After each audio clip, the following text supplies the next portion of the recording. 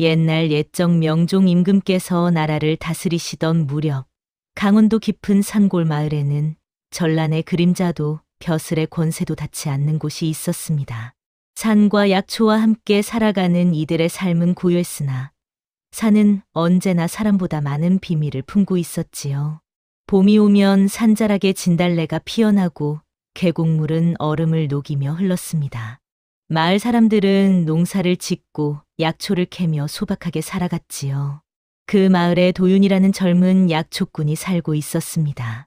상민 출신인 도윤은 키가 훤칠하고 눈빛이 맑았으나 말수가 적고 사람이 좋아 마을에서는 바보 도윤이라 불렸지요. 부모를 일찍 여의고 홀로 사는 도윤을 사람답게 대하는 이는 마을 훈장과 주막 주모뿐이었습니다. 도윤에게는 벗이라 부를 이도 원한을 품은 이도 없었지요. 훈장은 가끔 도윤에게 말했습니다. 도윤아, 너는 착하다. 그러나 세상은 착한 이를 바보라 부르는 법이니라. 도윤은 그저 웃으며 고개를 끄덕일 뿐이었습니다. 도윤의 마음속에는 남모르는 외로움이 있었지요. 부모님께서 살아계셨다면 자신도 다른 이들처럼 장가를 들고 아이를 낳아 평범하게 살았을 것입니다. 그러나 홀로 사는 처지에 누가 딸을 주겠습니까? 도윤은 그저 약초나 캐며 하루하루를 보낼 뿐이었습니다. 도윤은 매일 새벽마다 산을 올랐습니다. 산삼을 캐고 환기를 뜯고 오미자를 따서 저녁이면 집으로 돌아왔지요. 약초를 말리고 손질하는 일은 외롭지 않았습니다. 오히려 고요한 시간이 도윤에게는 편안했지요. 그러나 그의 봄은 예년과 달랐습니다. 산짐승들의 울음소리가 유난히 슬프게 들렸고 바람마저 한숨처럼 나뭇가지를 흔들었습니다. 노인들은 무언가 큰일이 일어날 징조라며 수군거렸지요. 어느 늦은 밤이었습니다. 도윤은 약초를 더 캐러 산길을 오르고 있었습니다. 달빛마저 구름에 가려 어둑어둑한 밤이었지요. 그때 눈 속에 하얀 무언가가 쓰러져 있는 것이 보였습니다. 도윤이 가까이 다가가 보니 그것은 커다란 흰개였습니다. 개는 온몸이 피투성이었고 숨이 끊어질 듯 가쁘게 헐떡이고 있었지요. 그런데 이상한 일이었습니다. 개의 눈빛이 짐승의 것이 아니었습니다. 깊고 또렷하며 슬픔이 가득한 눈빛은 마치 사람의 것 같았지요. 짐승도 인연이라 하였지. 도윤은 망설임 없이 개를 등에 업었습니다. 개는 무거웠으나 도윤은 힘을 내어 산길을 내려갔지요. 집에 도착한 도윤은 개를 따뜻한 아랫목에 눕히고 상처에 약초를 발랐습니다. 불을 지펴 방을 따뜻하게 하고 물을 먹였지요. 개는 그날 밤 한 번도 짖지 않았습니다. 다만 도윤을 바라보는 눈빛만이 말을 대신하는 듯했습니다. 며칠이 지나자 개의 상처가 아물기 시작했습니다. 개는 도윤의 말을 알아듣는 듯했습니다. 도윤이 한숨을 쉬면 개는 곁에 앉았고 도윤이 웃으면 꼬리를 살짝 흔들었지요. 이상한 평안이 집 안에 가득했습니다. 도윤은 처음으로 외롭지 않다고 느꼈습니다.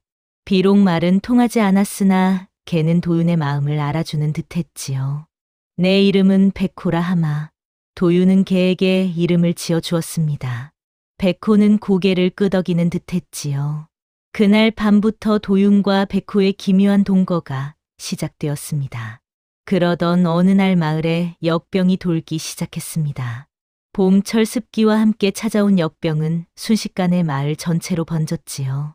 노인과 아이들이 먼저 쓰러졌고 장정들마저 하나둘 알아눕기 시작했습니다. 마을 훈장이 도윤을 찾아왔습니다. 도윤아, 내가 아니면 마을 사람들이 모두 죽고 말 것이다. 제발 약초를 구해다오. 도윤은 밤낮 없이 산을 탔습니다. 해열에 좋은 약초와 기침을 먹게 하는 풀을 캤지요. 그러나 역병의 기세는 꺾이지 않았습니다. 마을에서는 날마다 곡소리가 들렸고 도윤은 자책하며 눈물을 흘렸습니다. 내가 무능하여 사람들을 살리지 못하는구나. 그날 밤이었습니다. 도윤이 지쳐 잠들려 할 때 백호가 도윤의 옷자락을 물고 당겼습니다. 도윤은 백호를 따라 집 밖으로 나갔지요. 백호는 어둠 속에서도 주저없이 산길을 올랐습니다. 도윤은 횃불을 들고 백호를 따라갔지요. 깊고 깊은 산속, 사람의 발길이 닿지 않는 곳이었습니다. 백호가 멈춘 곳에는 신비로운 광경이 펼쳐져 있었습니다. 달빛을 받아 은빛으로 빛나는 약초가 바위 틈에서 자라고 있었지요. 도윤은 감탄했습니다. 이런 약초는 약서에도 기록되지 않은 것이었습니다. 도윤은 조심스럽게 약초를 캐어 집으로 돌아왔습니다. 백호야, 내가 우리 마을의 은인이로구나. 도윤은 그 약초로 약을 다려 마을 사람들에게 먹였습니다. 신기하게도 약을 먹은 이들은 하루 이틀 사이에 기운을 차렸지요. 열이 내리고 기침이 멎었습니다. 보름도 지나지 않아 마을은 다시 활기를 되찾았습니다. 마을 사람들은 도윤을 다시 보기 시작했습니다. 바보가 아니었구나. 도윤이는 우리의 은인이로다. 주막 주모는 도윤에게 술상을 차려주었고 훈장은 감사의 절을 올렸습니다. 그러나 도윤은 알고 있었습니다. 진짜 은인은 자신이 아니라 백호라는 것을 말이지요. 도윤과 백호 사이에는 말로 표현할 수 없는 신뢰가 쌓여갔습니다. 밤마다 도윤은 이상한 꿈을 꾸기 시작했습니다. 흰 도포를 입은 사내가 나타나 도윤을 바라보았습니다. 사내의 눈은 백호의 눈과 똑같이 깊고 슬펐지요. 사내는 말했습니다. 고맙소이다. 그대의 은혜를 잊지 않겠소. 도윤은 잠에서 깨어나면 백호를 바라보았습니다. 백호는 여전히 개의 모습으로 도윤의 곁을 지키고 있었지요. 도윤은 알 수 없는 연결고리를 느꼈으나 입 밖에 내지 않았습니다. 다만 백호를 더욱 소중히 여길 뿐이었습니다. 여름이 되었습니다. 역병이 물러간 마을은 평화로웠습니다. 도윤은 백호와 함께 산을 오르며 약초를 캤지요. 백호는 언제나 도윤의 앞길을 인도했고 위험한 곳에서는 도윤을 막아섰습니다. 도윤은 백호를 가족처럼 여겼습니다. 백호야, 내가 있어 외롭지 않구나. 평생 함께하자꾸나. 그러나 평화는 오래가지 못했습니다. 어느 날 관아에서 포졸들이 마을로 들이닥쳤습니다. 포졸들의 우두머리는 눈빛이 차갑고 입가의 비웃음을 머금은 사내였지요. 그의 이름은 박진사였습니다. 박진사는 마을 입구에서 큰 소리로 외쳤습니다. 산에 요물이 산다는 고변이 올라왔소이다. 요물을 숨기는 자는 함께 벌을 받을 것이오. 마을 사람들은 두려움에 떨었습니다.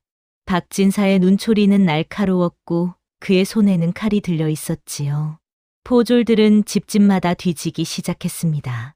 도윤은 불길한 예감이 들었습니다. 과연 포졸들은 도윤의 집으로 향했습니다. 박진사가 문을 박차고 들어서며 백호를 가리켰습니다. 저 짐승이 바로 요물이라 하오. 당장 잡아드리겠소. 도윤은 황급히 백호 앞을 막아섰습니다. 이 개는 요물이 아니옵니다. 제가 산에서 구한 평범한 짐승일 뿐이옵니다. 박진사는 비웃었습니다. 평범한 짐승이 어찌 사람처럼 영특하단 말이오? 마을 사람들이 모두 알고 있소. 저 개가 약초 있는 곳을 알려주었다고 말이오. 도윤은 당황했습니다. 마을 사람들의 말이 오히려 백호를 위험에 빠뜨린 것이었지요. 포졸들이 백호를 잡으려 했습니다. 백호는 으르렁거렸으나 도윤을 해칠까 두려워 함부로 움직이지 못했습니다. 그날 밤 도윤은 백호와 함께 불 앞에 앉아 있었습니다. 포졸들은 내일 다시 오겠다며 경고하고 돌아갔지요. 도윤은 깊은 고민에 빠졌습니다. 백호를 어찌 지켜야 할지 알 수 없었습니다. 그때 기묘한 일이 벌어졌습니다. 불빛이 흔들리더니 백호의 몸이 빛나기 시작했습니다. 백호는 사람의 형상으로 변할 뻔하다 다시 개의 모습으로 돌아왔지요. 도윤은 그제야 깨달았습니다. 백호는 짐승이 아니었습니다. 자네 신령이었던 것입니다. 너는 신령이었구나. 백호는 슬픈 눈으로 도윤을 바라보았습니다. 그 눈빛에는 오랜 세월의 고독과 배신당한 상처가 담겨 있었지요. 도윤은 백호를 꼭 껴안았습니다. 걱정 마라. 내가 너를 지킬 것이다. 도윤의 결심은 확고했습니다. 비록 백호가 신령이라 할지라도 도윤에게는 목숨을 구해준 은인이었습니다. 은혜는 짐승에게도 갚아야 하는 법, 하물며 신령에게야 더욱 그러했지요. 다음 날 박진사가 다시 찾아왔습니다. 이번에는 더 많은 포졸들을 데리고 왔지요. 박진사는 도윤에게 말했습니다. 마지막으로 묻겠소. 저 요물을 내놓겠소. 아니면 함께 죽겠소?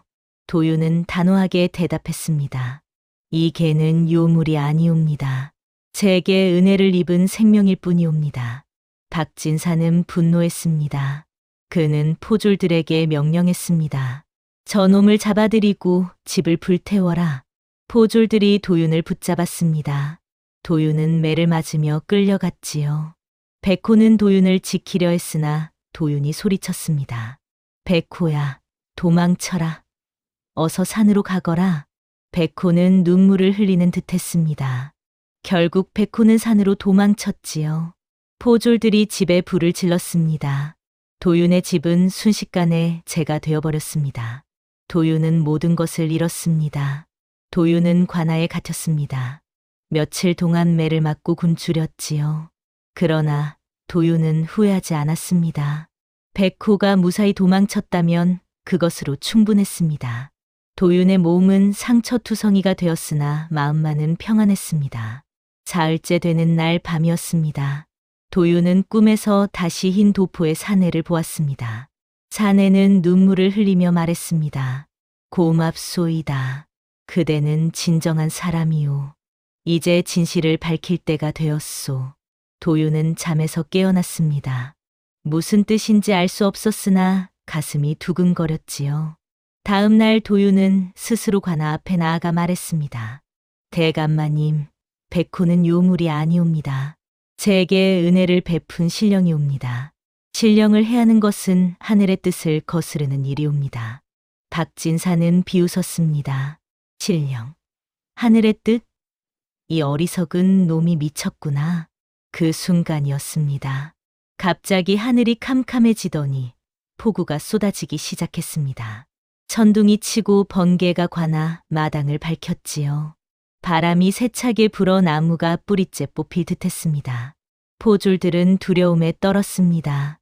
폭우 속에서 하얀 빛이 나타났습니다.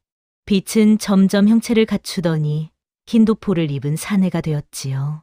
사내는 도윤의 꿈에 나타났던 바로 그 모습이었습니다. 아니, 백호였습니다. 백호가 온전히 인간의 모습으로 변한 것이었습니다. 신령은 박진사를 바라보며 말했습니다. 박진사, 그대를 기억하는가?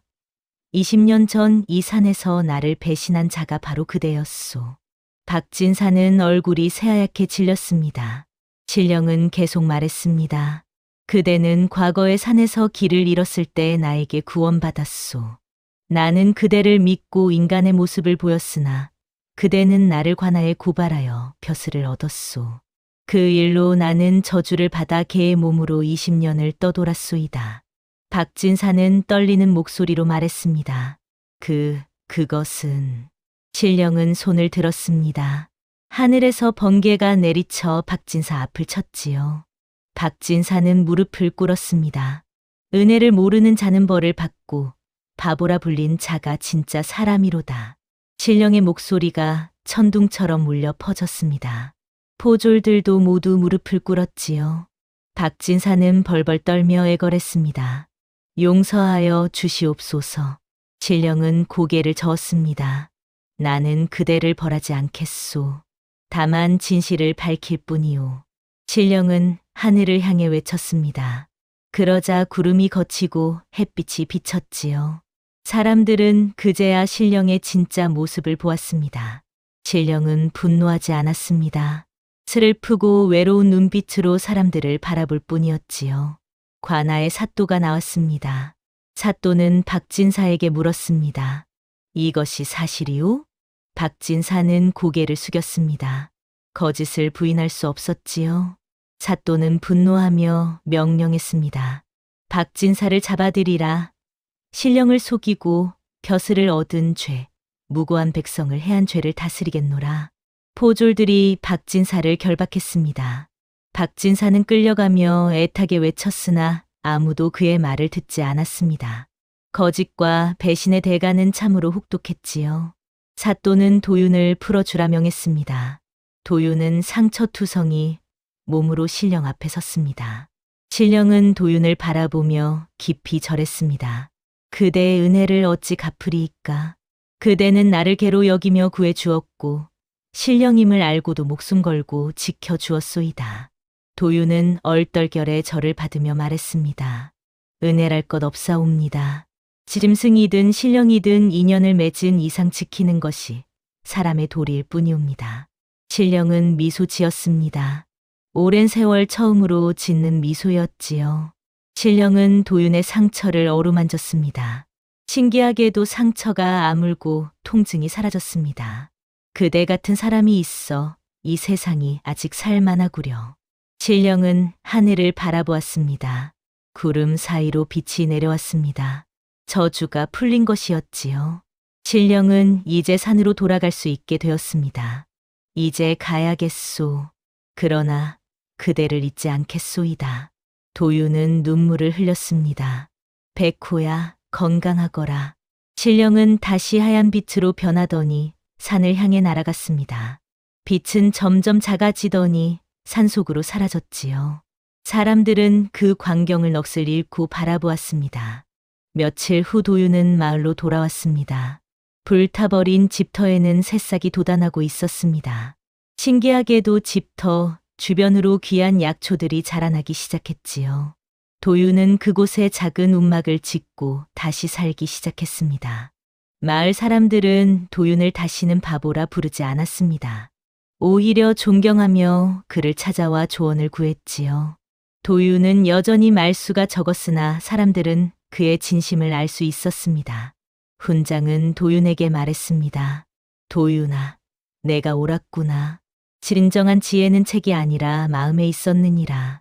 주막 주모는 도윤에게 좋은 처자를 소개해 주겠다며 웃었습니다. 도윤도 처음으로 환하게 웃었지요. 이듬해 봄이 왔습니다. 도윤의 집터에는 온갖 약초가 무성히 자랐습니다. 그 약초들은 어떤 병도 고치는 신령한 효험이 있었지요. 도윤은 가난한 이들에게는 약초를 거저 나누어 주었고 여유 있는 이들에게만 적은 돈을 받았습니다. 어느 날 밤 도윤은 산을 바라보았습니다. 달빛 아래 하얀 그림자가 산등성이를 달리는 것이 보였습니다. 백호였습니다. 백호는 멀리서 도윤을 바라보다가 꼬리를 한번 흔들고는 사라졌지요. 도윤은 손을 흔들며 말했습니다. 잘 있거라, 백호야. 고맙다. 그 후로도 봄이 올 때마다 백호는 나타났습니다. 도윤은 그때마다 산을 향해 손을 흔들었지요. 말은 없었으나 두 존재 사이에는 영원한 유대가 있었습니다. 마을 사람들은 그 후로 이야기를 전했습니다. 그 바보 약초꾼 말이야, 걔를 사람처럼 대했대. 아니, 신령이었다더라. 어쨌든 참 신기한 일이었지. 세월이 흘러 도윤이 늙었을 때에도 백호는 여전히 산에 나타났습니다. 신령은 늙지 않았으나 도윤은 백발이 성성했지요. 그러나 두 존재의 우정은 변하지 않았습니다. 도윤이 세상을 떠나던 날 밤, 산에서는 하얀 빛이 하늘로 솟아올랐습니다.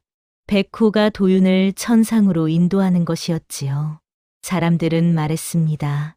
사람다움은 지혜가 아니라 마음에서 비롯된다고 말입니다. 짐승으로 보인 존재보다 짐승 같은 사람이 더 많았던 시대. 도윤만이 진정한 사람의 도리를 알았던 것입니다. 은혜를 갚는 마음, 약한 존재를 지키려는 용기. 그것이야말로 사람을 사람답게 만드는 것이었지요. 옛말에 이르기를 백절불굴이라 하였습니다. 어떠한 난관에도 굽히지 않고 이겨나간다는 뜻이지요. 도윤은 비록 바보라 불렸으나 자신의 믿음을 꺾지 않았습니다. 그 믿음이 결국 신령의 저주를 풀고 진실을 밝혔던 것입니다. 여러분도 세상을 살아가며 때로는 바보처럼 보일지 모릅니다. 남들이 비웃을지 모릅니다. 그러나 진심과 선함을 잃지 마십시오. 그것이야말로 가장 큰 지혜이기 때문입니다.